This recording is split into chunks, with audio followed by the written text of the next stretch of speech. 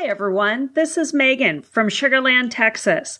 At Disney World, you might find me trying to outscore my family members on Toy Story Midway Mania, or catching a glimpse of the backside of water, or simply relaxing at the Wilderness Lodge.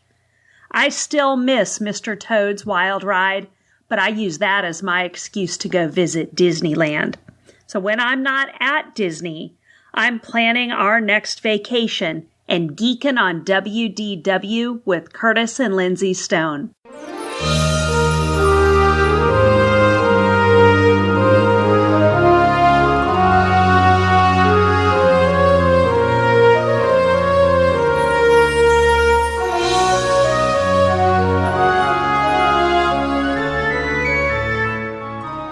Are you ready for a fun-filled hour of food favorites, resort hopping, and hanging out with Disney World geeks? It's now time to go geekin' on Walt Disney World. Here's our dad and co-host. Hollywood was impressed with his performance in crowd scenes at the Indiana Jones stunt show. He never misses an 11 a.m. margarita at the Mexican Pavilion.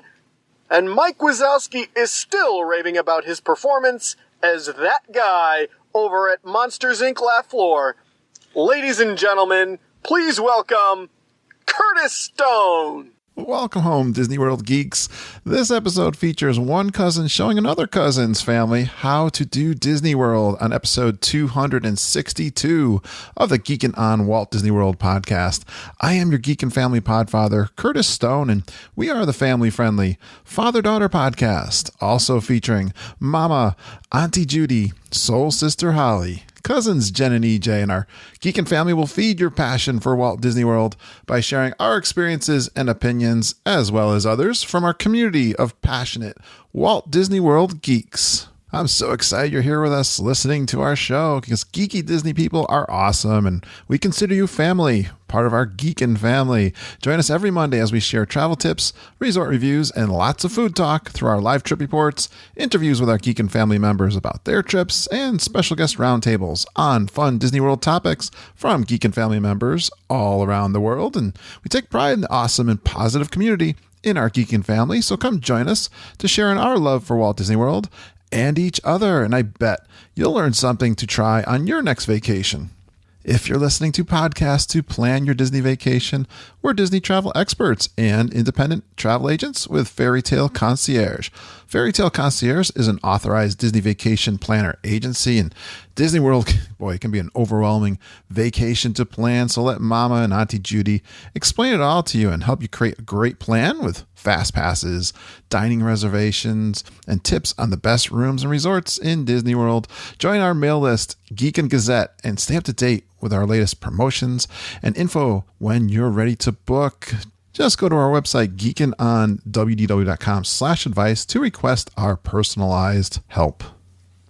Hey geeks, it's been a great Thanksgiving week. I've enjoyed my time off, and now I've got a podcast for you guys. An episode that features Super Geek Sarah Tomlinson's stay at the Wilderness Lodge, Copper Creek, as she shares her knowledge and her trip with her cousin's family touring Walt Disney World for the first time. Yeah, they stay at Copper Creek, which is the DVC over at Wilderness Lodge. She said she did a total Clark Griswold on them. You know, the vacation movies, I love those movies. They've all been playing actually this holiday week here at home, and I've been enjoying those. Love all those movies. Yeah, she goes over to the Roaring Fork quick service. You know, we're going to be talking about food. Geyser Point, which is one of my favorite lounges. I love to go over there at the Wilderness Lodge just to hang out and check out all of their amenities. Hey, Hoop-de-Doo with special food requests. She talks about some pixie dust going on over there. The Tusker House for a meal, which is a buffet. Love those buffets. She does some food and wine festival over at Epcot. I think she does a little bit by herself, actually. One disappointment was, and I think I can agree with this, the electric umbrella over at Epcot. Some extras that she did, the Moonlight Magic and the Halloween party. She waits 2 hours for her daughter over to see Jack and Sally for a character meet. You know, when you do the character meets at Halloween party, you could spend a lot of time in line. Her son does the Small World against his will because he's sharing it with their cousins. Flight of Passage, they ride 3 times in one day. I think she gives us a lot of FastPass tips, getting those on your My Disney Experience app as quickly as you can. She's got a free cupcake story. We love the cupcakes in Disney World, don't we? She talks about all the fun that her and her cousins had doing the pin trading. That was a big hit with the family. Again, unique character meets with Jack Skellington and Bolt. Yeah, cool meeting with Bolt. Overrated, we talk Dino Land, can't agree more with that one. Underrated, pin trading. Tips for newbies. Lots of tips and fun perspectives on taking people who've never been to before. It's fun to show them around the parks. And boy, they certainly can appreciate that because Disney World is complicated. She learned something new about FastPasses also on this trip. She'll share that with you guys. And there's a last minute tip using Touring Plan's restaurant reservation system. It's so much fun to show our friends and family all of what we love about Walt Disney World. Let's share that love with Sarah and her family at Disney World.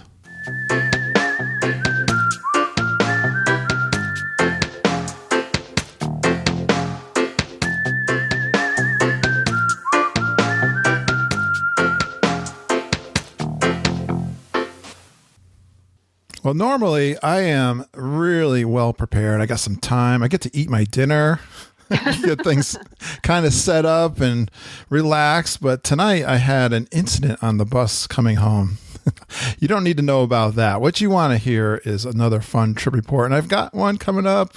Got a listener who contacted me. I'm excited to do a trip report. She enjoys the monorail loop, getting off at each hotel and enjoying a snack or a drink. And her kids love to pin trade at I think they go to the shops. She says stop, but I know the shops have some really good pin trading. And she is known for immediately hopping on the My Disney Experience app as soon as they tap in for their third FastPass to get their next one. And then they do that all throughout the day. And she says she's got dibs on the phone battery. Boy, I know how that feels. Hey, she loves Disney movies, and her favorite is Mary Poppins, and her favorite character is Tigger. She could probably hang out in the launch bay at Hollywood Studios all day. Please give a warm Geek and Family welcome to Sarah Tomlinson. Hi, Sarah. Hey, geeks, how are you? We are good. I'm feeling much better now that I'm with you. Not on a bus. Not on a bus trying to get home. Not stuck on a bus. If you're going to be stuck on a bus, you need to be stuck on a Disney bus. Yeah. Sometimes that's not even fun either, but it'd be better. Yeah. But at least you're at Disney. Yeah. Everything is better at Disney, right, Sarah? It really is. So, Sarah, what's your history with Walt Disney World? My history, I think my first trip was around when I was maybe 6 or 7 because I very vaguely remember it. My parents told me that Epcot was just being built. And so I think that was in the early 80s. Yeah.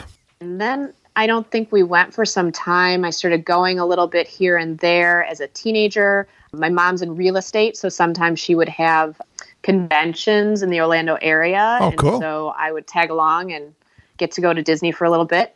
When I got married in 2002, my husband had never been to Disney, and I was like, well, that's a problem. We need to go. So we went, and I showed him everything then.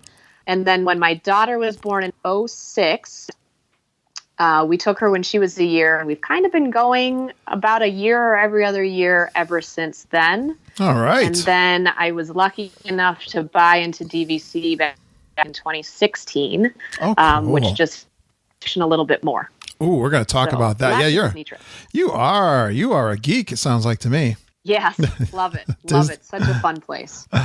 Awesome. Well, when was this trip we're going to talk about? We went October 2nd. We were there through the 9th. Wow, so that was pretty recent.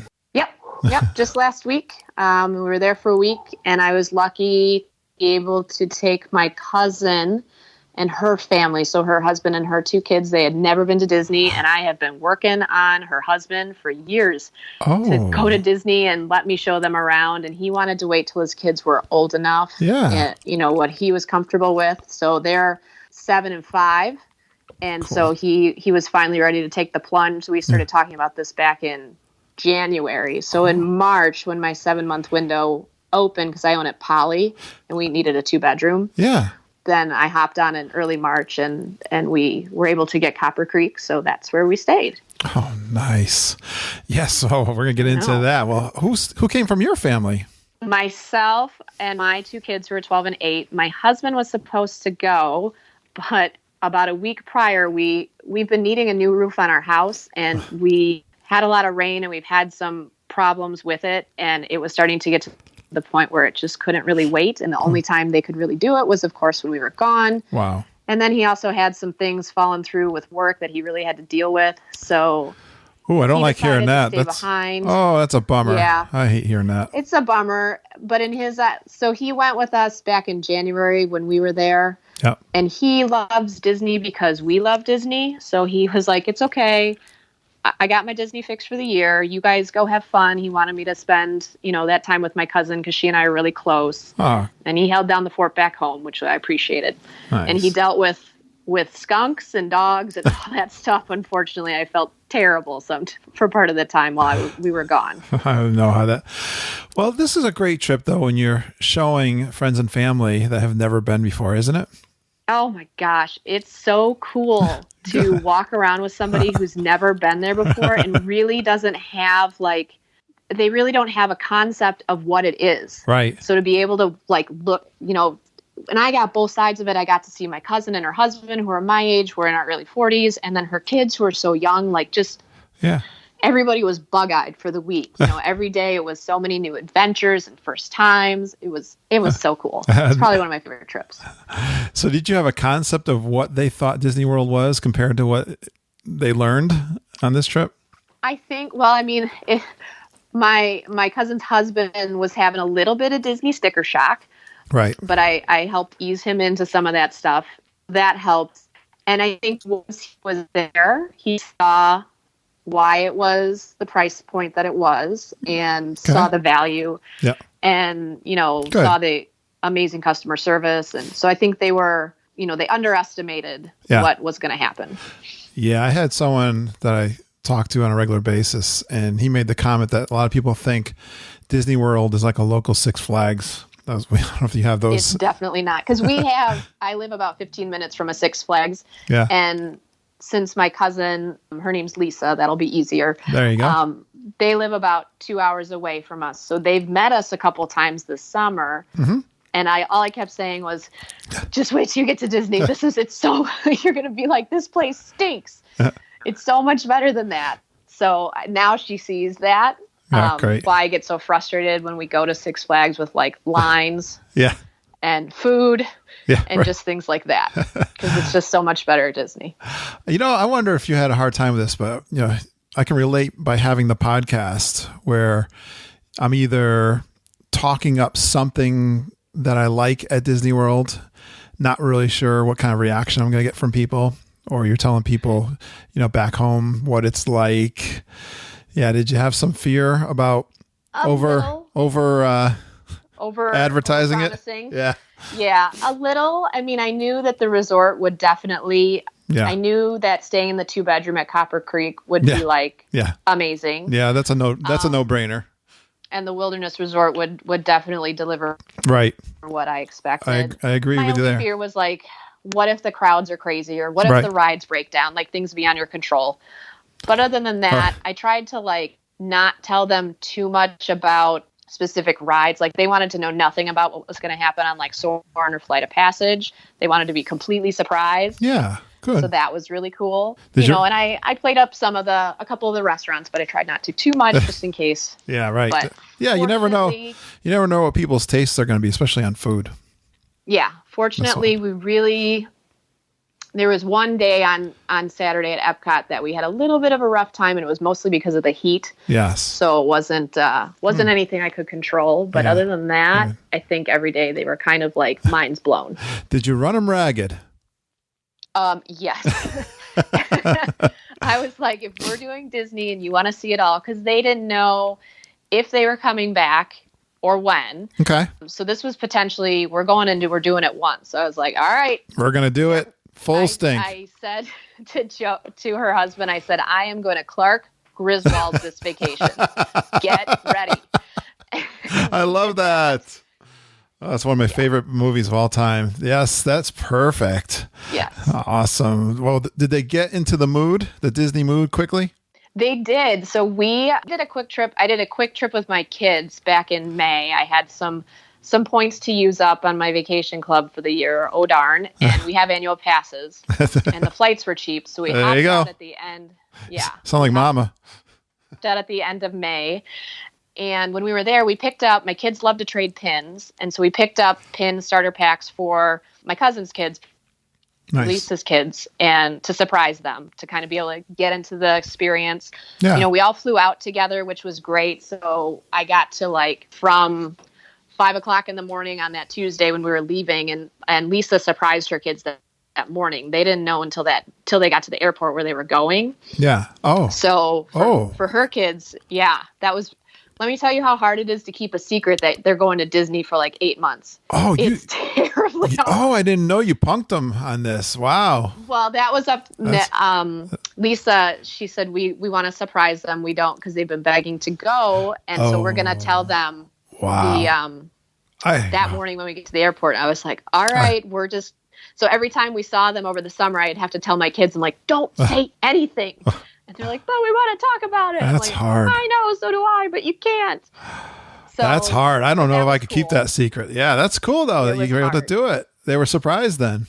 Oh, yeah. Well, when they got to the airport really early that morning, we flew out of Milwaukee, and they saw us there. They're like, what are you guys doing here? And then we told them.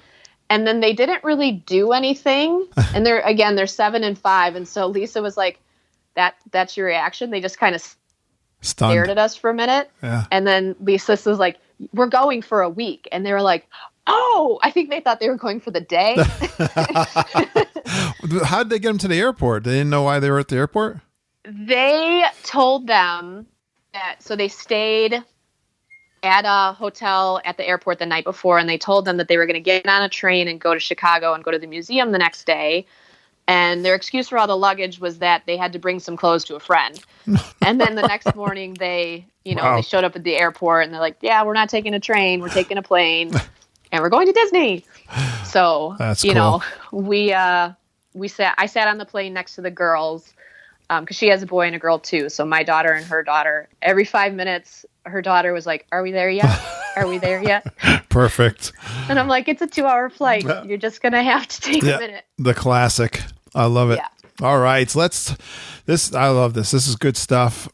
And I got to know about this resort. You know, the one you stayed at is the one of two that I've never stayed at before. So, you have to stay at the Wilderness. You will love it. You're not telling me nothing I don't know. I'm trying to convince Mama all about it. But so have you been there before?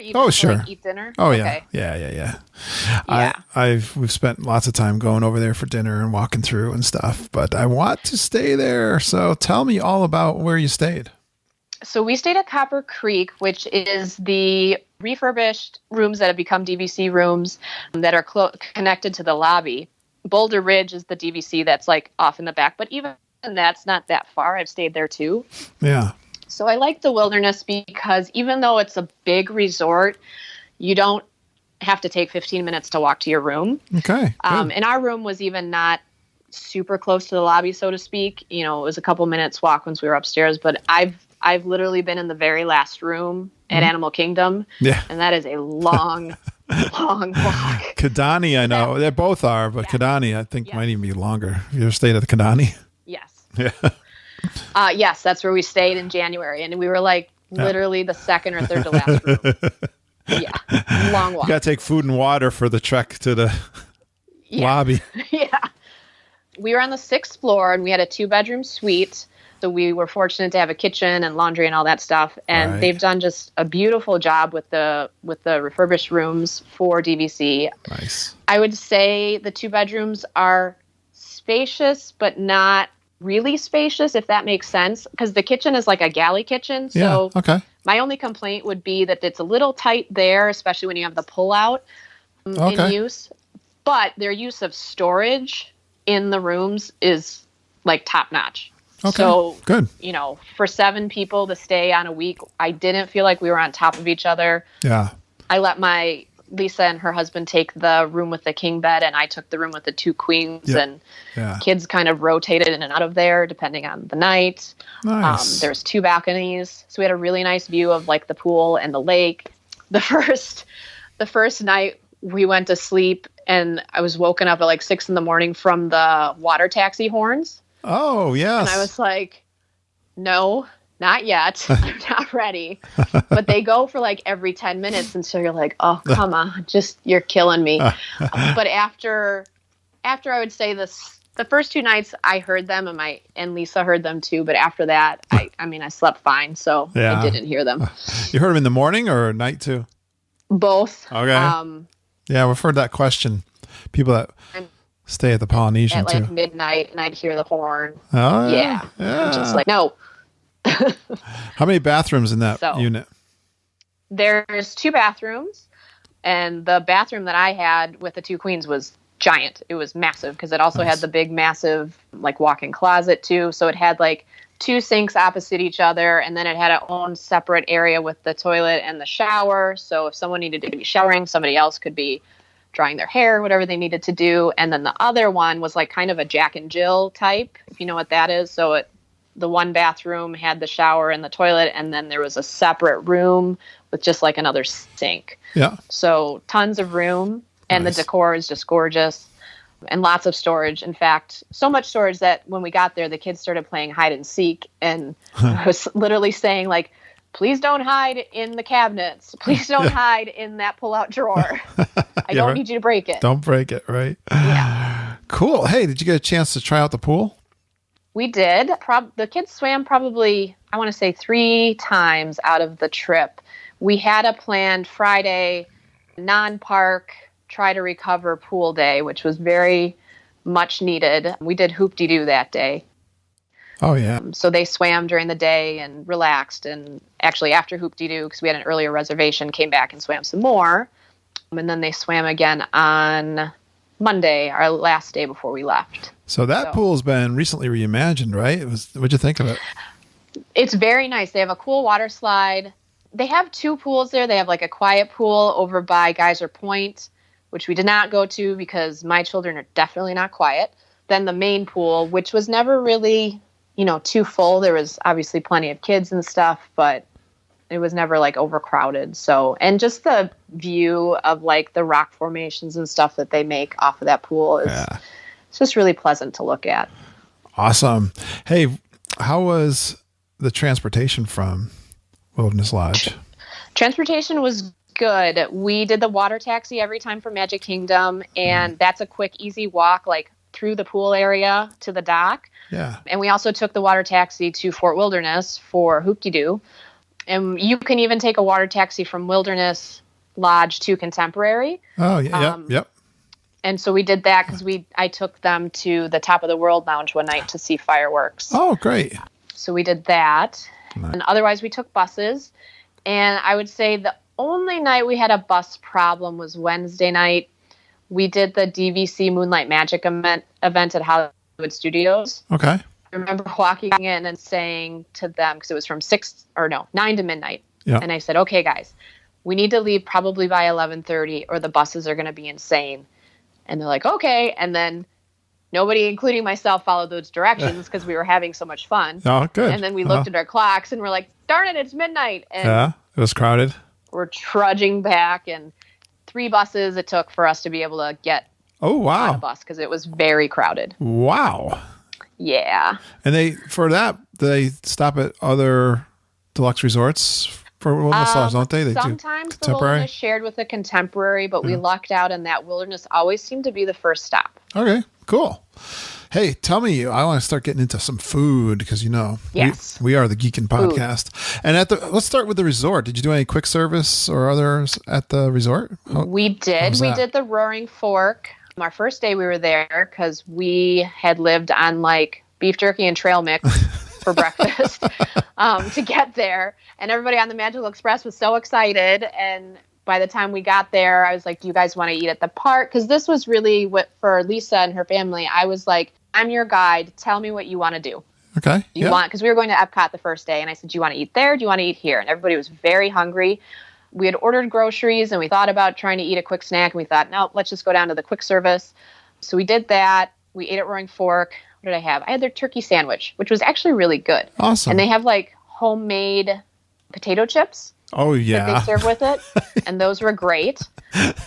You're telling me I gained 10 pounds on those things last trip. My cousin's husband had the bratwurst, I want to say. He really enjoyed that. She had the turkey sandwich too. And the kids had normal kid meal things. Nice. So we all ate that, and then we headed off to Epcot that day. Hey, did you try the Geyser Point for eating at all? I did. I have been to Geyser Point on a previous trip before when we stayed there in 2017. So I tried it actually the last night. It became my dinner while the kids were swimming, and they had like a steak salad thing, which was delicious. It had like pears and something like that. And it wasn't huge. I actually wanted it to be a little bit bigger because I was pretty hungry, but I did okay with it. So I had a cocktail from there, nice. And they were very nice and helpful and delivered it to me at the pool so I could make sure that the kiddos were doing good. Did you say the weather was warm? No, this is like just last week in October. It was hot. Wow, that's great. It was 90 degrees every day. We had a cold front come in, I think, and it was 88 one day. Wow, was it? Otherwise, it was hot. Was it humid too? And really not as bad. Like I've been there in August, and it kind of feels like you're walking on the surface of the sun. Right. So this wasn't as bad, but it was still hot. And it really only rained on us twice, maybe. Oh, good.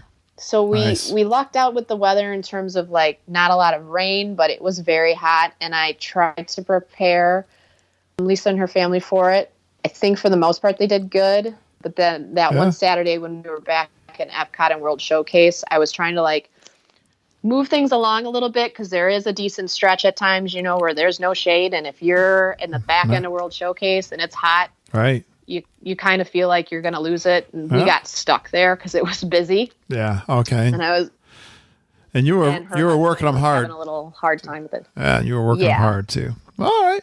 It was a fine line of, glad you want to see this. That's great, but it's going to get really hot. We got to move it along. And finally, they were starting to feel the heat, and I was like, yep. And fortunately, it was time to go eat lunch and get an air conditioning break. All right. Hey, so let's talk more about food all around the Disney World. And were you on a meal plan, or what was the strategy for doing? And we didn't do a meal plan. We talked about doing the quick service plan.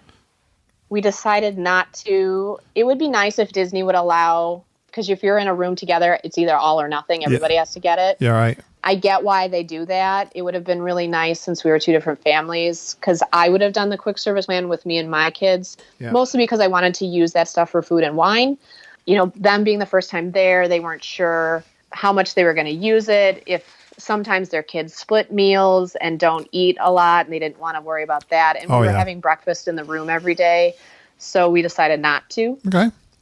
And it worked out okay. So what were some of your favorite meals, though? You must have ate while you were there.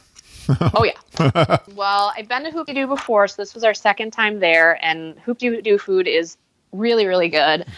Part of the reason I love Hoop-Dee-Doo is any place really, they've always been really good for me about altering the food a little bit, because I do love fried chicken and ribs and all that good stuff. But I'm also a girl who really loves her veggies, and if I eat too much fried food, I start to really not feel good. So I kind of pick my battles there. Yeah. They were really nice about bringing a bucket of smoked chicken out they brought out fried and smoked.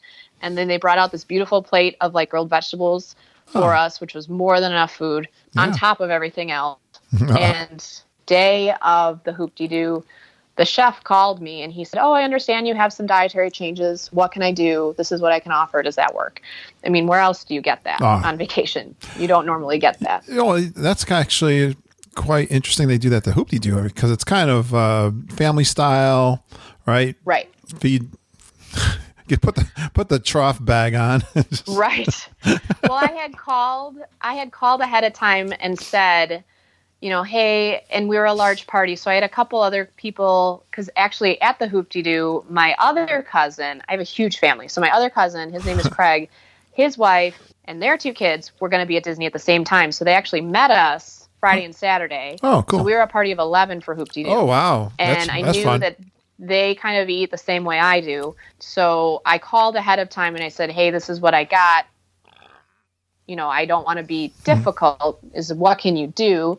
And so they put that request through, and the chef called, and they were more than accommodating. So that's nice. You know, pro tip, if you're going there and you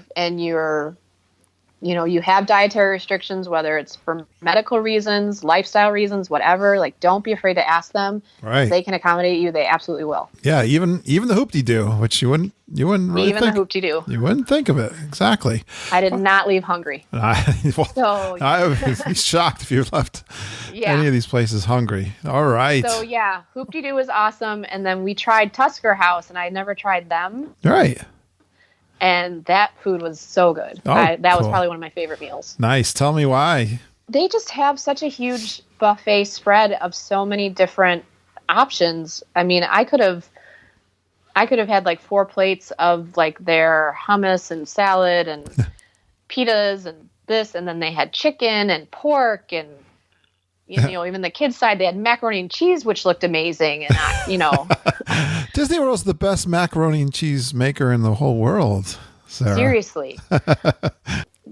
It was a relaxing meal. We didn't feel rushed, and it was a hot day, like 1:00. We desperately needed the air conditioning break. Yeah. You know, I think we were in there for at least an hour, you know, got to meet the characters, killed 2 birds with 1 stone, because, you know, Lisa's kids were like, oh my gosh, there's Donald. Wait, there's Daisy. And then there was Mickey, and they were and Goofy. And her son had gotten a Goofy hat, and Goofy signed it. And then her daughter got Mickey ears, and Mickey signed them. And so they were like fit to be tied. They couldn't believe that was happening. They were so excited.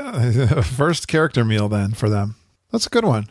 There we go. So this was their first character meal then? Yes, it was the only character meal they did. And it took me a little bit of convincing because that was one of the things where it was like, how do I see the value? Because the buffet for an adult is $50 and kids is $30, and a normal buffet, you're like, whew, that's kind of steep. Right. But when you get to meet the characters and the food is still really good, you get to see how happy your kids are doing that, and you're having fun. Like that's what it's all about. So I think they were like, this is kind of expensive. And I was like, just trust me. And honestly, if they were unhappy, I was willing to just say, you know what, gift from me to you, I got it covered. But when we left there, they're like, that was amazing. Our kids were so happy. Yeah. So they were very pleased with it. Great place to see the Fab Five, isn't it? You don't get to see Minnie. Oh, no Minnie. It's Donald Safari. So you see Donald, Daisy, Goofy, and Mickey. Oh. But they're all Safari themed. Yeah, you know, I was just thinking, when you said lunch there for Tusker House, I was thinking, wow, they have breakfast, lunch, and dinner. I don't know how much it changes between lunch and dinner, but they're serving food all day long there. That's cool. All right. Yeah. And we had thought about breakfast there, but we had plenty of breakfast food, so we just stayed at home. I love it. All right. Any other good experiences for food? I was able to do a couple of food and wines on my own on Saturday. You snuck away on your own, huh? For a little bit. I was really excited. I've never done food and wine before. Okay. The rest of the group was like, Yeah, we want to see the rides, which I can totally understand. Now you know why we talk about solo trips. That is definitely on my agenda. I guess you get. Well, what'd you think of what you could do? What'd you think of what you could do with food and wine? So I had one of those like bao bun things in Japan, which was amazing. I probably could have eaten 10 of those. And I had some pasta in Italy that was delicious. I had some sangria in Brazil, again delicious. Nice. Where else did I get stuff from? My kids got pot stickers from China because they love pot stickers. Yeah. They were like, when they only brought two of them because you get just kind of a snack or a tasting, and they're like, this is all we get? I'm like, yep, we're going to, but it's okay. And they're like, but it's so good. Sounds like me. That was my first impression of food and wine. So I think they could have eaten. Yeah. I did get, I normally do get a margarita in Mexico, like their normal margaritas, but I went to their like specialty thing, and I want to say it was a sangria there too that I tried. Okay. And that was really good too. And I think that was about the extent of my tastings.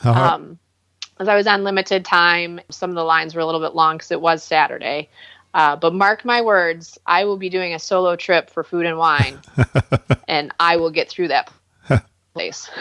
Yeah, you had mentioned the meal plan and we did the quick service meal plan and included in doing that with food and wine. I really liked that deal. That worked out really well.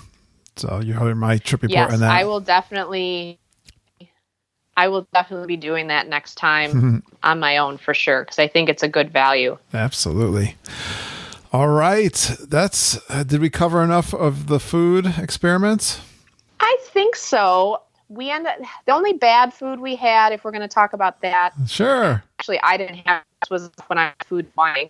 They ran in to just do quick service at Electric Umbrella, and I think none of them were happy with their food. I went there. I did that one. Yeah, I can't remember. It was unmemorable, whatever I had there. Yeah. Yeah, I haven't really been there before, but they had... I had been able to secure, originally on Saturday, we were going to do Hollywood Studios, and they kind of decided at the last minute they wanted to do Epcot a second time because they didn't see World Showcase the first time. Okay. So I went to the concierge at Wilderness and I said, hey, we have these fast passes for Hollywood Studios for Saturday. My family's never been. Now they want to do Epcot. Can you help me? Can you get me maybe a test track? Even and we'll be back. And she was super nice. And she goes, you know what? She goes, keep your Hollywood Studios passes if you decide to use them. And I'm going to add 3 open fast passes for Epcot.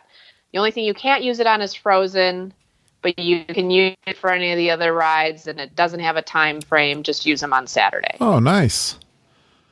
That's a good deal. Yeah. So that was a nice surprise to be able to. That was a little bit of pixie dust. To be able to alter our plans kind of at the last minute. Yeah, nice. Because Saturday was busy for sure. And so they were off. They did test track twice with those fast passes and Soarin' once. So while they were retest tracking everything, I was food and wining. And that's how they ended up at Electric Umbrella. Right. They should have gone to food and wine. I mean, I know where it all is. See, the one time they didn't listen to you, look what happened. Yep. Hey, so what did you do for the first time on this trip? Tusker House for me was a first time. Yeah. Well, food and wine would have been the first time for me as well, because I had never been during that time before. There was something else, and I can't remember what it was. I see. Actually, I'm looking at your notes. Moonlight Magic. Oh yeah, Moonlight Magic. Duh. That was amazing. I mean, we were lucky enough to be able to plan this kind of around that DVC event, and they only, they do it for each park throughout the year, and I think they do 2 or 3 dates. So I was able to secure passes for Moonlight Magic for all of us. And so basically it's kind of like one of the parties you would get at Magic Kingdom, but DVC style, because you get free treats and, a lot less crowds. And we were able to enter the park early 7 o'clock, and then it was open for DVC only 9 to midnight. I think my cousin and her family ate their weight in Mickey bars because they were free. It also came with a dinner voucher, so that quick service dinner for us that night included, which was great. And, we got to ride. They rode Tower of Terror probably 4 times, and nice. Rock and Roller Coaster. Slinky Dog was still like a 20-minute wait, but it was definitely better than that's not bad. Some of the other no, things. That's not bad at all. And Toy Story at night, that was my first time at Toy Story. Toy Story at night is really cool. I definitely like it more at night than during the day. I heard that, and I didn't get to do that on my trip. That's great. It's so pretty. Oh, nice. Yeah, you have to go back there at night. It's so pretty. I got to put that on my must-do list. I got to remember, Sarah. Wow, was this a paid event? Yes. It was. Okay, so you paid an extra price for that. Okay. No. We didn't. We technically didn't. They're passes that they hand out. It's kind of like a lottery kind of thing. You log on.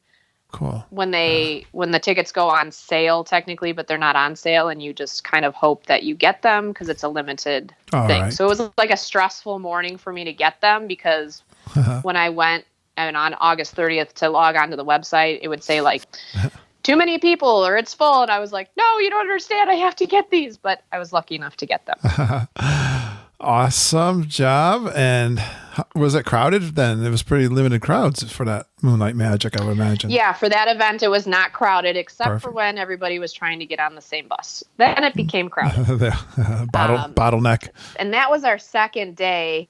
Yeah. And I'm really proud of all 4 kids because that was our first full day at Disney. So even though it's only an hour ahead time change, sometimes that still messes with kiddos, especially younger guys. You know, her kids are overwhelmed with all this new stuff. So we hit Magic Kingdom that day at 10 a.m. and we went till midnight at Hollywood Studios. We did not go back to the hotel. Wow. Do not pass go. Do not collect $200. We did it.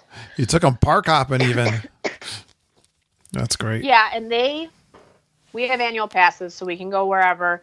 They chose to do a 1 park per day because they wanted to see everything, but they were lucky with the DVC event to be able to kind of park hop that day. Okay. Yeah. So we did Magic Kingdom and then we ended at the Grand Floridian, and that's where we took the bus to Hollywood Studios for the Moonlight Magic event. All right. Now, I see you also did one other thing for the first time, the Halloween party. Oh, yeah. See, it's a good thing you had me write notes down because I would forget all this stuff. It was only last week, Sarah. Yeah, we had. I know. We had never done the Halloween party before. I've always wanted to do it. It was so super fun. I wish it had been open till 1 or 2 in the morning because I would have stayed. The trick-or-treating was so fun. And I was a little worried because I keep hearing some stories of like, oh, the Halloween party is still so busy and why am I buying tickets? And I was like, oh, please don't be one of those nights. But I didn't think it was. I mean, I did stand in line for Jack and Sally for my daughter for 2 hours. But beyond that, and they went and did other things. Okay. Yeah. I had posted on your Facebook page about my son in A Small World, which was hilarious. He took them. So he's 8. Yeah. I was standing in line. And so Jack and Sally are over by where sometimes you meet Tiana, if you know where that is, and a little gazebo right outside of Liberty, where the Hall of Presidents is. Yeah. Yeah. So we did 7 Dwarfs at 4:30 for our FastPass. Ran over there, long line. I was like, I'll take one for the team. I'll stand in line. You guys go gallivant and do what you want. Yep. They had a FastPass for Peter Pan, so they went and did that. And my son. My daughter was somewhere. I can't remember where she was. But at any rate, my son knows how to get to Peter Pan. At 8, he knows Magic Kingdom like the back of his hand. I said, okay, take everybody to Peter Pan. Go on that. They go on that. And then my cousin Lisa texts me a picture of him sitting on A Small World looking like someone just killed his dog or something. He looked so upset. And so he came back, and I go, hey, how did that go? And I go, did you take everyone on Peter Pan? He goes, yep. I go, that's cool. He goes, well, then they wanted to go on It's a Small World, and I died inside. I was like, well, way to just, suck it up and do it for them. They took him on there against his will. He does not like that ride. Yeah. Yes. That's funny. He does not like that ride just because of how long and repetitive it is. But he took one for the team and he did it anyway. But that was pretty funny. You can always tell him, Sarah, if he misbehaves, they're going to put him in the Small World and nail his little feet to the floor. That's what they say at the Jungle Cruise. We were stuck at the Small World one time for about 10 minutes with the animatronics just going over and over, and we weren't moving rooms or anything like that. So I think maybe that traumatized him a little bit. And he's afraid that that's going to happen again. It could traumatize anyone. I understand. All right. Yeah. Let's ask if you had any pixie dust moments. I think you talked about one with the fast passes already. Anything else? Yes. So the Epcot pixie dust moment was great to be able to get those fast passes. We had a couple more when we were at Animal Kingdom on Sunday. First of all, I'm super proud of the fact that I got my family on Flight of Passage 3 times in one day. Well, wow. I've never done that before. Was that was really cool. How'd you do that strategy? We rope dropped it. We had a fast pass at 9:55. Yep. And I told Lisa, I said, you guys are going to want to go on this more than once. So let's rope drop it. Trust me, it's worth it. And I said, and besides, you really have Disney until you rope drop something. Yeah. So that was our one rope drop morning. So we got there, chaos. She's looking at me like, why are people running? I'm like, yeah, I know. I get it. We're going to get there. It'll be fine. So we rope dropped it, jogged over to Navi River, waited. The standby wait time for Flight of Passage was, I think, 220 minutes. It was something just insane. Right. But by 11 o'clock. And so we had already ridden it twice by then. Wow. And then later in the day, when I'm doing my Infinus, we tap in and I'm already looking for stuff on the app. Yeah. At 4:30, I was able to get, for just a party of 4, another FastPass for Flight of Passage. So I sent them back on it. Wow. Did they love it? Cool. Did they really like it? Oh, yeah. They loved it. They absolutely loved it. And Lisa gets a little motion sick, so I was a little worried, but she did okay with that one. She actually did worse with Soarin' than she did with that one. I can't explain that. So, like, she rode Soarin' once, and she was like, I kind of got a headache, even though it was so cool. But she did better with this one than she did with Soarin'. And when I put her on Spaceship Earth, she was like, nope, not doing that one again. But she wanted to try it. Normally, my plan of attack for Everest is we fast pass it, and then we hop in the single rider line, because the single rider line is usually only 10 to 15 minutes. Right. And that's how we ride that multiple times.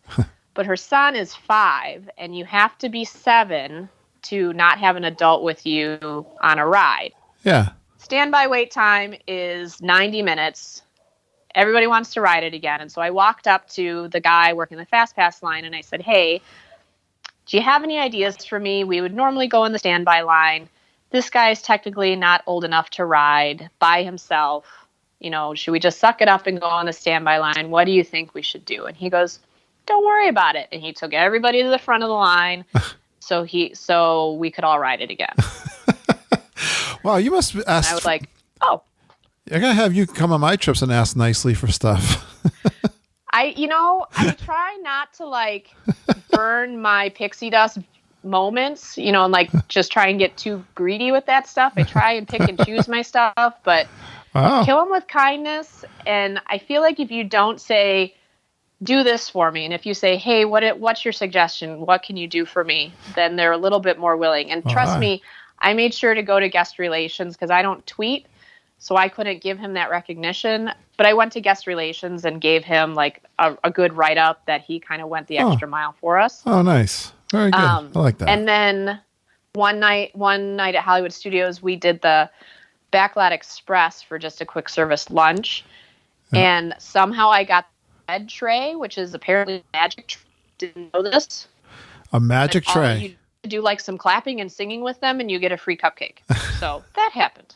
So they just have a magic tray that they say is the magic tray? I guess all the trays are normally black. Oh. And then my tray that came out was red, and they go, oh, you have the magic tray. And I go, okay, that's cool. Oh, that's creative. And they go, well, it gives you a free dessert, but you have to sing and clap. And I'm like, done. So you can do that. So I did whatever they wanted me to do, and nice. They give you the nice, the $5 cupcakes that are the Star Wars theme ones.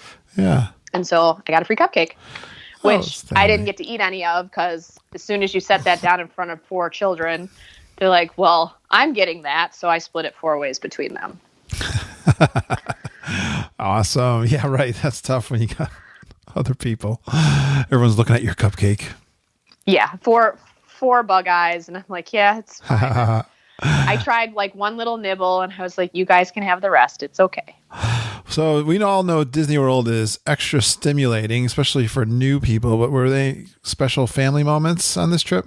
We had some friendly competition, I guess you could say. I didn't realize that my cousin's husband was going to get so into the pin trading that he did. Yeah, that's not a newbie thing usually. Yeah. Because he started collecting a series. There's these little nerding Mickey, Donald pins. There's faces and then there's bodies. Yeah. And he started collecting the series. And so he would see that my son would maybe have one, and he would go, well, I want to trade for that one. Oh, great. But then he would go find a Star Wars pin that he knew my son would really want, and he'd be like, I have leverage, I need my nerd pin. So all week they were creating these scavenger hunts to be and my daughter loves Stitch, and so if there was a Stitch pin, and she also loves Jack Skellington, he would get that to get leverage over something he'd want for her. I mean, I have never done so much pin trading as we did this week because every opportunity for a store or like he was on the lookout. Anybody had a lanyard or a little thing on their pocket, he's like, let me see your pins. That's awesome. Well, I guess, yeah. He really created some and it was a lot of fun. I think pin trading is super fun to do during some downtime. Like if you're just killing maybe a half an hour or so and you don't want to necessarily go shopping. And it's a really fun way to talk to the cast members and, absolutely, get their personal view on things. And I always enjoy talking to them. They're always so nice. So it's kind of fun. And I always tend to see people that are from the Chicago area. So I was always like, oh, where are you? And generally they're 20 minutes from where I'm from. So we always talk about that stuff too. Small world. And it's really cool because you're such an expert and you brought that to them. I mean, that's not something a newbie generally gets into right away. So they would have never known. Right. And I think it made that experience at Disney so much more for them because they got into it so well. Yeah.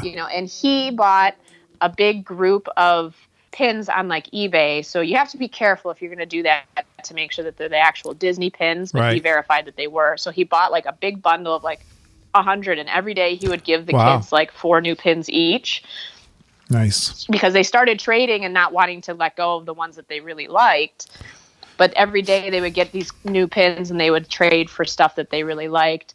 And I've never had pins before this trip, but my son was like, I really want you to do this. And so he picked out a lanyard for me. Oh, cool. And I picked out a few pins. Nice. But I would say the majority of the pins that I have, I don't want to trade. I have a Wally and an Eva that I really like. I found a Mary Poppins, and I have a bunch of Tiggers. So, yeah. Sounds like Clark Griswold went on this trip. Yes, he definitely did. Awesome. All right. How about some favorite character meet and greets? It was very, my daughter loved Jack Skellington. That was her. I hope so. After 2 hours of waiting. Yeah. She was so excited to meet them. She loves Nightmare Before Christmas. And my son got in line at the end. He's like, well, I'm here. I'll meet them too. Cool. Okay. So they both got to meet them. At the Moonlight Magic, they got to meet Bolt. So that's kind of a character you wouldn't normally meet. Yeah. That was cool. I was just seeing that. What's he like? He was cool. My son scratched his belly. Yeah. And so he did his little arm shake thing every time he did that, or tapped his leg. Kicks his leg. That was a fun interaction. I love that. I love dogs. I didn't realize at the Halloween party that you could meet Tigger and Eeyore and all them in their Halloween costumes. And I saw them at 10 to 12. And I was like, oh my gosh. Because we were going to go on Seven Dwarfs one last time. And I went to go online and they're like, nope, we're closed. And I was like, no. So I immediately said, well, I guess I'm coming back next year because I got to meet them. Character denied. So I missed that. They enjoyed meeting the safari characters at Tusker House. Right. And I think they met a Star Wars character, Seventh Sister, at Moonlight Magic. And I think she's on she's on Battlefront 2, my son tells me, which is a video game. Oh, right. So she was a rare. Okay, so she was a rare character to be able to meet as well. All right, good stuff. All right, let's talk about a little bit of overrated and underrated. Let's start with the overrated. Anything you find overrated at Disney World on this trip? Overrated. I know I put it in my notes, and now I can't remember what I said because I had to do some serious thinking on this because that one was a hard one for me. I agree. I'll tell you what you said because I'm reading your notes. You don't have your notes for me. Dino Land at Animal Kingdom. Oh, yes. I do not like that place. Now that you said that to me. Oh, man, I don't like that place. The theming, I love you, Disney, but man, the theming, I am not a fan. It reminds me of a cheap carnival. It reminds me of going to Six Flags. It's not Disney to me. I always get stuck in that stinking boneyard with my kids having to play. And I feel like the sun is just beating on me. And they have those carnival games there. Oh, I just don't like it. I feel like I've influenced you on this one. I've said this one recently. As soon as you said that, I remember because someone had posted about the Dino Land refurb Or like, would you want it to see refurbed? And I had literally just been there, and I was like, just get rid of it. Just so many other things could happen. I'm okay with the little kid rides. I'm okay with the dinosaur ride, I guess. I feel like they could do something better, maybe because I know that that's the same track as the Indiana Jones and Disneyland. Yeah, and I think that ride's better. But I feel like they could theme that area a lot better. There's so many beautiful things in Animal Kingdom, and then there's that. No argument here. I've said that before. Hey, how about underrated? Although you talk in your notes, you talk about pin trading. Yeah, underrated I would say is the pin trading. It can definitely get expensive if you're not careful, but it doesn't have to be. I mean, you can start with a starter set and then maybe a couple packs of pins. So you could get started for maybe $30 or $40. Yeah. And it's just a really fun way for your kids to like, or you even, to always continue doing stuff at Disney. And you take a little piece of Disney home with you every time, because my kids have both of their lanyards, hanging in their rooms, and they look at it all the time. And it's a fun way to get to know the cast members. If you're tired out from the parks, you can go into any of the stores. I know they have pin trading at Disney Springs too. So I just think that it's a fun thing to do. No, remind me that. Yes, and my son says there's great pin trading at Epcot too. Yes, they have those trading stations there. Lots of pins. When I go with Auntie Judy, I'll be trying to make my way somewhere, and all of a sudden, like, where's Judy? She's pin trading with somebody. So, all right. Yeah. Well, there was definitely a lot of extra pin trading stops this trip, but they all had a blast, so it was totally worth it. You seem to be a planner, Sarah. Did anything go differently than what you planned? The only thing that went differently was Saturday at Epcot, and again, I think it was just because the weather.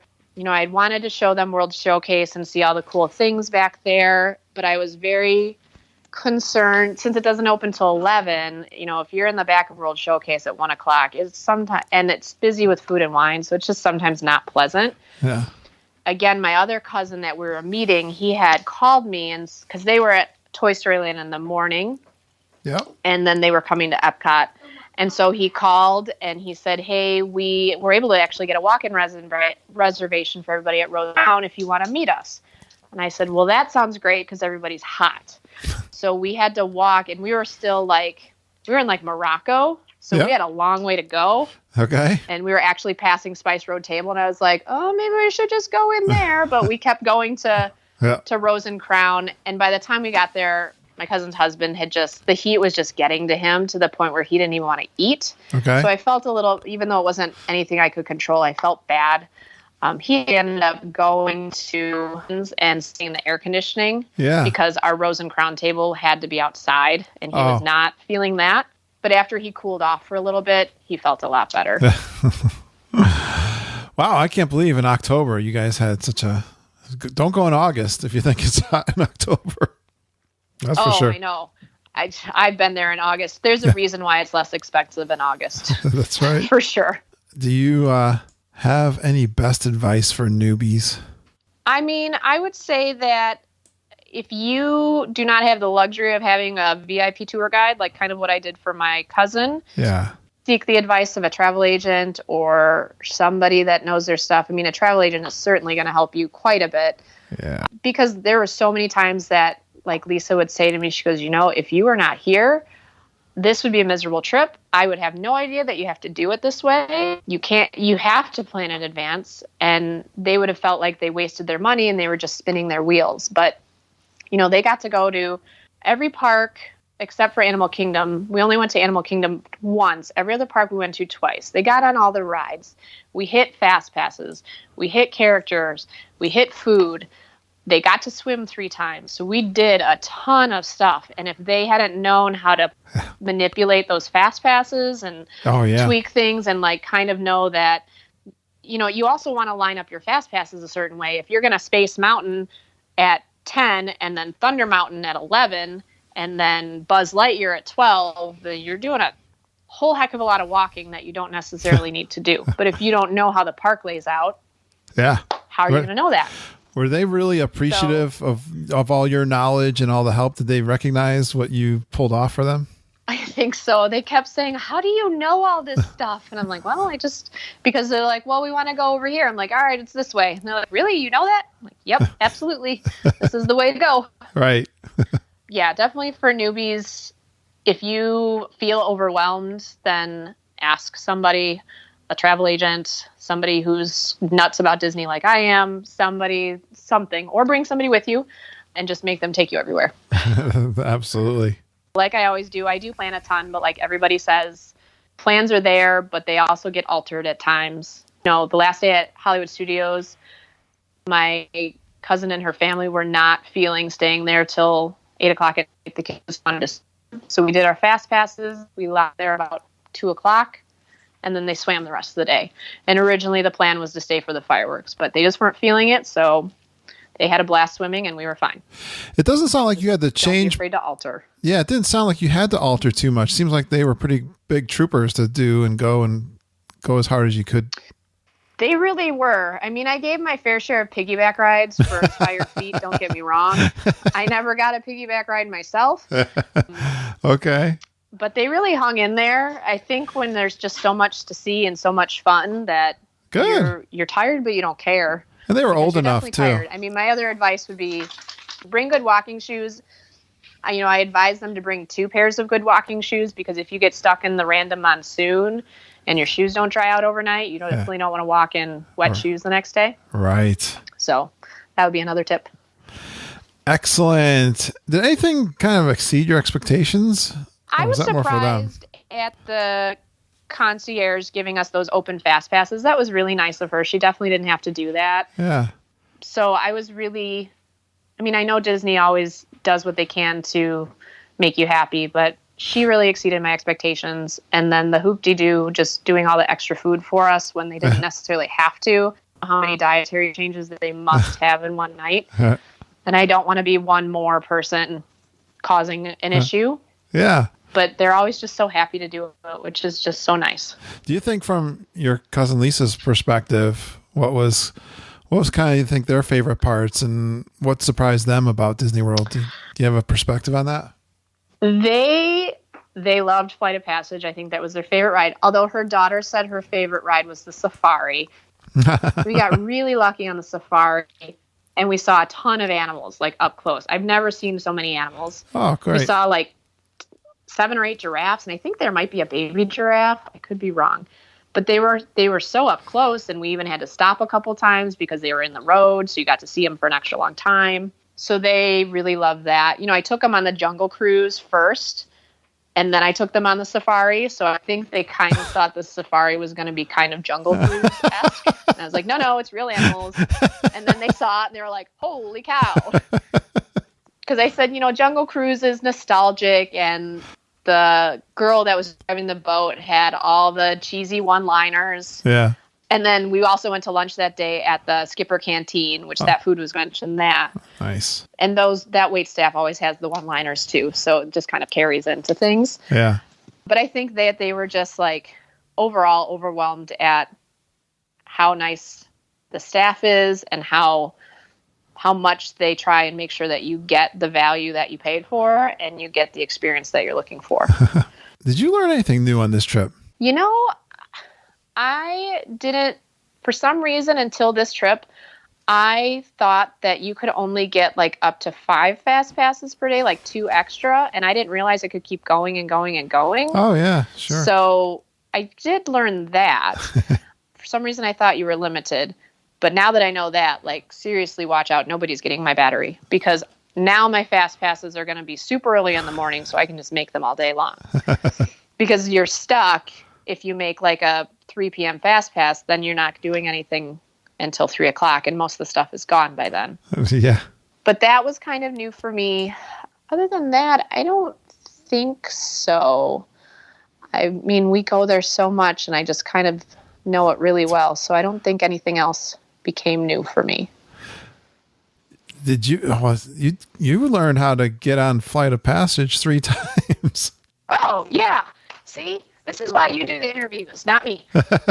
I mean, I think we really lucked out with the Flight of Passage, the 3 things. And I would definitely say to somebody, if you get a fast pass for it, I would rope drop it first. especially if you're super excited about it and you don't have motion sickness, so you can ride it more than one time. But I mean, I feel like we really lucked out manipulating the system that day, even though it wasn't really manipulating. We just, we got lucky with that extra FastPass. It's kind of cool that they wanted to do these rides multiple times too. Yeah. Hey, since you guys have been back, so they really lucked out that day. Since you guys have been back, have you been talking to each other, to your cousin Lisa, the kids, or have you been talking about some stories that you're really stuck in your mind since you've been back? We have, because we had the annual pass, I was able to put all of the photo pass. I didn't have them buy one. Yeah. We had it already. Oh, perfect. So I talked to her and we were looking through all the photos of all the fun stuff, and I gave her my information so she could download her pictures for her. My kids are already, of course, asking when we're all going back. Okay, we'll figure that out. But, they talk about the pins still. And, I'm sure that when we have the kids and I and my husband have another trip and we bring our pins, you can be sure that my kids are going to be on the lookout, because her husband is missing. I think it's the Mickey nerd. Yeah. And he wants that Mickey nerd. So you can be sure that they are looking for that pin, and they're just going to text him a picture of it and not say anything. And then hold it over his head. So before this trip, they weren't sure about going. Now what's their feeling about Disney World? I think I might be able to convince them to go again. They're definitely not people who would go like once a year, just because they have so many other travel things that they want to go and do. Yeah, sure. Yep. So, but I think that I might be able to convince them maybe in 2020 or 2021 once Star Wars is open. Okay. Because before we left, they hadn't watched Star Wars, and I was like, whoa, like, wait a second, you better watch it or you're going to have no idea what's going on at Hollywood Studios. Yeah. Like, these Imperial stormtroopers are going to be marching down the street and you're going to be like, who are they? So now they're getting into Star Wars, and I think Star Wars Land, once it opens, and I am not going to be one that's going to be there when it first opens, because I really want none of that crowd level at all. I understand that. Yeah, my son's in the background going, well, I'm going to be there. Okay. But I think maybe in 2020 or 2021, I might be able to convince them to go back and check that out. Nice. And do some more pin training at the very least. So, very good. I think they would go back. Well, Sarah, sounds like you had a great time. You had a great time showing your cousin. Wonderful time. I wish it had been longer. You had a great time showing your cousin Lisa. Yes, we did. All right. Great time. Well, is there anything else you want to add before we finish up? Just if anybody wants to pack me in their suitcase for the next Disney trip, since I don't have one planned. Oh, that's let me know. That is so sad. I know. I'm biding my time, now I had to use a lot of my points for 2019 because it was a 2-bedroom. So once my use year changes, then I can start to figure it out. But I'm sure I'll be there at some point in 2019. It is the most fun planning and waiting for that next trip for sure. That's why I love to do that on a regular basis. As soon as we get home, you want to start thinking about that next one for sure. Yes. Oh, you know what? The only other tip I would say is, and I said this on the Facebook page, the only reason that I got that Tusker House reservation was because I did the touring plans reservation finder thingy. Right. Tell people where, you can plunk in your request. It does it within like the hour, and it automatically searches for you, and you get that text message. Otherwise, you wouldn't have gotten that reservation. Yes. So definitely take advantage of that. Yeah, the touring plans restaurant reservation system. They keep trying to get it for you. Is what they do. Yeah. Yes. Nice. Yes. Good but tip. You got to be fast. As soon as you see that text message, man, you better get on that app. So otherwise it's going to be gone, especially if it's like Ohana or Sci-Fi or something like that. That's right. Oh, I wanted to ask you, you said pot stickers for the food and wine. Did you ever do Ohana? Then I guess the answer is yes. We didn't do it this trip. We did it for the first time, my kids and I, in June, and it was so good. Those pot stickers are amazing. I could probably eat 50 of them. I meant to ask you that when you said pot stickers, because that's what I thought of, the Ohana pot stickers. Yes, yeah, we loved it. All right, we loved it. So there was not enough time in this trip, unfortunately. But my next trip, my kids were a little bummed, like, we're not going to Ohana. I'm like, I know, but we're going to get back there. So we really enjoyed it when we were there over the summer. Awesome. Well, Sarah, thanks for posting all the time you were down there on our Facebook group. And thanks for being a listener. And now you're a super geek. Oh, so cool. I'm excited. I'll put you in the Super Geek Facebook group, the private one. Getting close to 100 members there. Oh, that's cool. Yeah, so I'm going to post you in right after we get off here. And again, thank you so much for coming on and telling us all about your trip. Thanks for having me. It was really nice talking to you. All right, we'll talk to you again soon. Okay, thanks. Please stand clear of the doors. Por favor, manténganse alejado de las puertas. Great trip report, Sarah, and great geeking knowledge to share with your cousin. Showing them how to do Disney World. You did awesome, and I'm sure they really appreciate. We appreciate you coming on the show and telling us all about your trip and your tips. And hey, thanks to Megan Dorsey for the intro. Yeah, that was Megan. She was on episode 260 also of the podcasts, and she did an intro earlier this year that I just included. Sometimes I replay them back, but I'd love for you to send me in a new intro. Just tell us your name, where you're from, and a fun Walt Disney World fact about yourself. And you go geeking on Walt Disney World with Curtis and the whole geeking family. It's easy to do. Record it on your phone.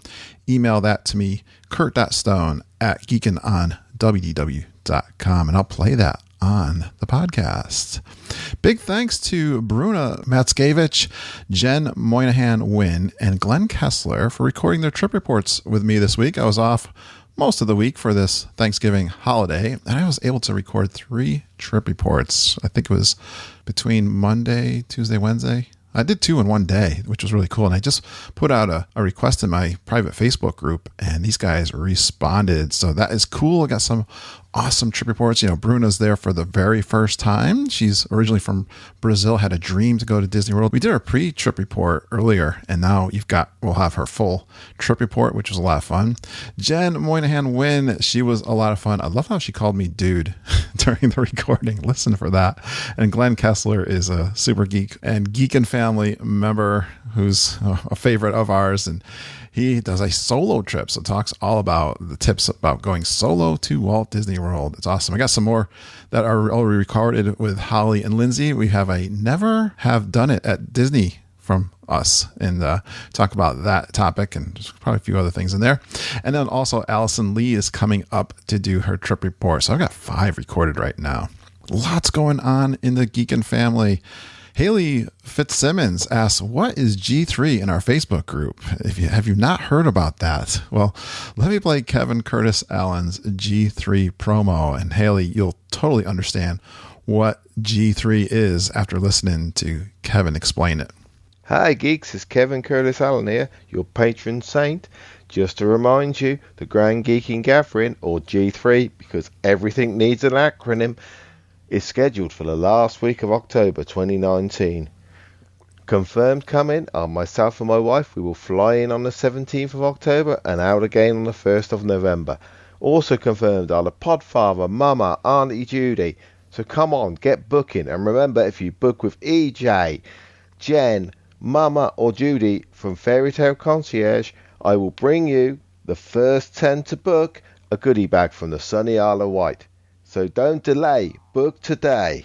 Great job, Kevin, telling us all about the G3 Summit coming up October 2019. We are so excited about that. Another thing we're excited about is the new Facebook group and Disney Run team that we have started, and getting lots of interest there. If you're interested, you don't have to be on Facebook, but if you are, I'll tell you where to go for that. But email me at kurt.stone@geekinonwdw.com if you're interested. We're really planning. We have a bunch of people excited to go and do the Star Wars race in April of 2019. Our next Zoom video meeting, will be December 12th. That's a Wednesday at 7 p.m. So if you're interested, we'll talk about making friends, learning how to do these Disney races, and getting motivated. We also have a Facebook group that's private. If you want to be a part of that, let me know. You can message me. I'll get you in there. And I'm getting excited. I would love to go myself. I got to talk Mom and Judy in to see if I can go. All right. In January, we are going to Disney World for 2 weeks, and we have a couple of meetups scheduled. So if you want to see myself and Auntie Judy, Uncle Ken, and Mama, we're going to officially have some meetups on Sunday, January 20th, 3 p.m., Jock Lindsay's down at Disney Springs. And then Sunday, January 27th, 10:30 a.m., because you got to get there a little early before 11 a.m., at the La Cantina de San Angel. It's basically the Mexican Pavilion, to have margaritas and nachos. Come join one of those official meetups, or if you're down there when we're there in January, which is basically the second 2 weeks of January, just message me and I will have a little messenger going for all the people that are there. I love meeting the Geekin family. I've got a cardinal sitting right outside my window watching me right now, looking in. I guess he's interested in going to Disney World. You know, it's getting cold up here in Connecticut. Well, this episode with Sarah really emphasized how important knowledge and planning is to your Disney World trip success. And you can instantly gain that advantage by booking with Mama Judy, EJ Cruz, and Jennifer Galambos. You can email Judy and Mama at travelingtierras@gmail.com, or you can find EJ and Jennifer on their Little Dole Whips Facebook page. And this week I did a trip report with Glenn Kessler, and he booked his room with us, I really appreciate that, Glenn. Thank you so much. And my mama told me that she really worked hard on his bookings because he booked it pretty early, and then he actually made a change midway through. She had to actually change his resort. It was still the All-Star Resorts to get exactly what he wanted. It took several phone calls to Disney to get that straightened out, but that's the type of thing and this kind of service that a dedicated travel agent can do for you guys. There's so many things that we can help you guys do, including, that you got to be planning for your trip. And you're going to hear that all the time when you listen to our trip report podcasts, for sure. Well, thank you so much, Glenn. And remember, you can do that too. Just give us a shout out. travelingtierras@gmail.com is the email. Or you can go out to our website, geekinondwdw.com/advice, and there's a little form, fill out that. We'll get you a quote and start working with you to plan your trip. Remember to sign up for our email newsletter, the Geekin Gazette, at geekinondwdw.com. You can receive a free packing checklist and a spreadsheet to help you plan your trip like we use for ourselves and our travel clients. You'll get those freebies once you sign up. I think it's like 24 hours later. But every week, we're going to send you our favorite Disney news items, info on Disney package discounts, and news from our Geekin family. Also, join us on our private Facebook group. It's awesome. Just amazing group of caring and knowledgeable people, all making friends out there, answering your questions, posting what's going on with their trips. We always have Geekin family members in the parks giving you the latest and greatest pictures and ongoings that are going there. You get lots of tips through that. You can ask questions yourself. Love it when you contribute to that, and you're going to get, again, lots of information. So for your next vacation, check out the private Facebook group. You'll get a couple questions from me. I'll probably message you too to welcome you into that private Facebook group. Look for me on Thursday nights on Facebook Live in our Facebook group. And then, also, I noticed I try to do some research on this, and I get some feedback and echo sometimes. It's really helpful if you come on the show and wear headphones. I'll get that echo coming on, but I really want to focus on Disney World tips in the coming weeks, so come on and share your trip experiences with me on Facebook Live, most likely on Thursday nights. Thanks for going geeking on Walt Disney World with us.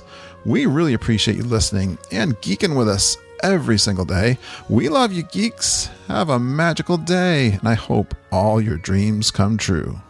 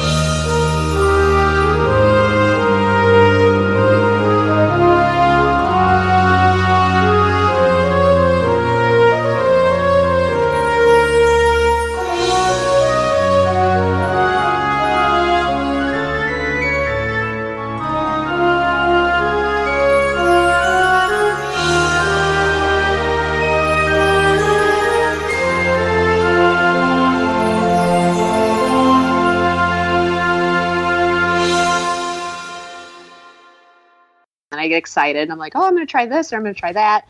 And like now it's hard because we just got back and I technically don't have another trip planned. And so I'm like going through withdrawals where I'm like, I don't know when I'm going back. So It's a tough problem, I guess. That's a horrible feeling. I know. I mean, I know I'll be back. I just don't know quite when. Well, I love the feedback, knowing that people like the long ones. It just happens that way. Yeah. I asked that question to some experts on the topic because I was concerned because it just started getting naturally longer. Mm-hmm. I wasn't intentionally making it longer, just that we get talking and it just happens that way. So, and some people will say, like, if you're starting out to do a podcast, 30 minutes is a sweet spot. Mm-hmm. But I don't know, what are they basing that on, right? Maybe the topic that they are, maybe it's not an interview type. Maybe it's the style, it's just if it's not an interview, maybe, or if maybe that's just the general, like, average attention span of a human. Well, I don't know. No, I think that's got a lot to do with it. But one person said, and I like to ask our listeners what they think, but they'll say, and the experts too that I know would say, if it's interesting, it doesn't matter how long it is.